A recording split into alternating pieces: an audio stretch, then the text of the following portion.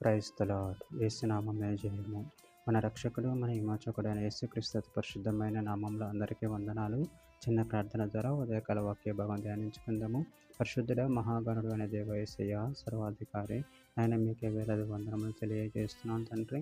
ఆయన ఉదయకాలం ప్రభు వాక్య భాగం ధ్యానిస్తుండగా వాక్య భాగం అర్థమవుతూ సహాయం చేసి మీ కృపలో బలపరిచి మీకు మాదిరిగా మమ్మల్ని నడిపించమని చిన్న ప్రార్థన యేసునామంలో అడిగి వేడుకుంటున్నాను తండ్రి. Amen, amen. యెషయా గ్రంథం 23వ అధ్యాయం 1వ వచనము. రక్తవర్ణ వస్త్రం ధరించి ఏదోము నుండి వచ్చుచున్న ఇతడెవడు? శోభిత వస్త్రం ధరించిన వాడే గంభీరంగా నడుచుచు సువస్త్ర నుండి బలాతిశయంతో వచ్చుచున్న ఇతడెవడు? నీతిని బట్టి మాట్లాడుచున్న నేనే, రక్షించుటకు బలాఢ్యుడైన నేనే. ఆమెన్. దేవుడి వాక్య భాగం దీవించును గాక. ప్రభునందు ప్రియులారా, ఇక్కడ వాక్య భాగాన్ని గమనించినట్లయితే, రక్తవర్ణ వస్త్రం ధరించి ఏదోము నుండి వచ్చుచున్న ఇతడెవడు? శోభిత వస్త్రం ధరించిన వాడే గంభీరంగా నడుచుచు బోస్రా నుండి బలాతిశయంతో వచ్చుచున్న ఇతడెవడు? నీతిని బట్టి మాట్లాడుచున్న నేనే, రక్షించుటకు బలాఢ్యుడైన నేనే.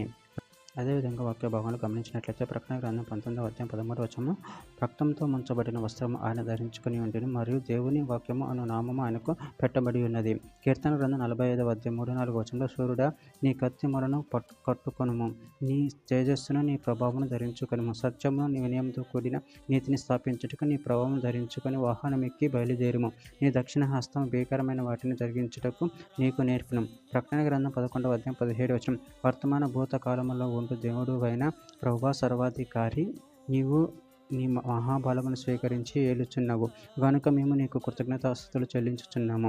యెషయా గ్రంథం 45వ అధ్యాయం 19వ వచనం, అంధకార దేశంలోని మరుగైన చోటు నేను మాట్లాడలేదు, మాయాస్వరూపుడైనట్టు నన్ను వెతుకుడని యాకోబు సంతానంతో నేను చెప్పలేదు. నేను న్యాయమైన సంగతులు చెప్పువాడును, యథార్థమైన సంగతులు తెలియజేయవాడును అగు యెహోవాను నేనే.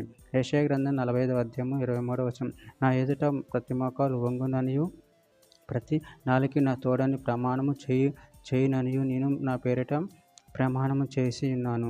నీతిగల నోటి మాట బయలుదేరి ఉన్నది, అది వ్యర్థం కానేరదు. చివరిగా ఒక మాట, పేతురు రాసిన మొదటి పత్రిక 1వ అధ్యాయం 5వ వచనం, కడవరి కాలమందు బయలుపరచబడుటకు సిద్ధముగానున్న రక్షణ మీకు కలుగునట్లు విశ్వాసం ద్వారా దేవుని శక్తి చేత కాపాడుబడు మీ కొరకు ఆ స్వాస్థ్యము పరలోకమందు భద్రపరచబడి ఉన్నది. ఆమె. దేవుడి వాక్య దీవించునుగాక. చిన్న ప్రార్థన చేసుకుందాము. పరిశుద్ధుడ ప్రేమగల దేవేశ, నాయన మీరు ఇచ్చిన వాక్యదాన్ని బట్టి ప్రభు కృతం చెల్లించుకుంటున్నాను తండ్రి.